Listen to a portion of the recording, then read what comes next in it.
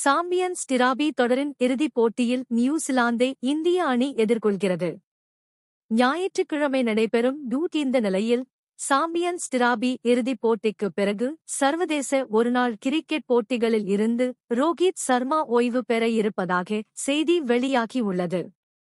April மாதம் ரோஹித் சர்மா 38 வயதை நிறைவு செய்துவிடும் நிலையில் ஒருநாள் கிரிக்கெட்டில் அதிரடியாக ரன்களை சேர்க்கும் ரோஹித் சர்மாவால் பெரிய ஸ்கோர் அடிக்க முடியவில்லை.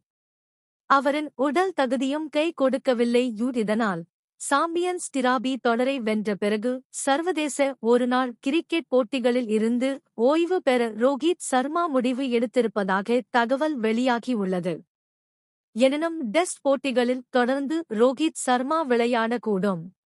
அத்துடன் IPL தொடரில் மும்பை இந்தியன்ஸ் அணிக்காக ரோஹித் சர்மா தொடர்ந்து விளையாட முடிவெடுத்திருக்கிறார். இந்த நிலையில் ரோஹித் சர்மா சாம்பியன்ஸ் கோப்பையை வென்றாலும் வெல்லாவிட்டாலும் ஒருநாள் கிரிக்கெட் போட்டிகளில் இருந்து ஓய்வு பெறுவது உறுதி என்ற தகவல் மட்டும் வெளியாகிறது. T20 உலக கோப்பையை வென்ற பிறகு ரோஹித் சர்மா, விராட் கோலி, ஜடேஜா ஆகியோர் சர்வதேச T20 போட்டிகளில் விளையாடப் போவதில்லை என முடிவெடுத்தார்கள். இதேபோல் ஒரு முடிவை சாம்பியன்ஸ் டிராபி தொடர் பிறகும் ரோஹித் சர்மா, ஜடேஜா போன்றோர் முடிவெடுக்கலாம். விராட் கோலிக்கும் 36 வயதுதான் ஆகிறது. அவரால் 2027ஆம் ஆண்டு 50 ஓவர் உலக கோப்பை வரை விளையாட முடியும்.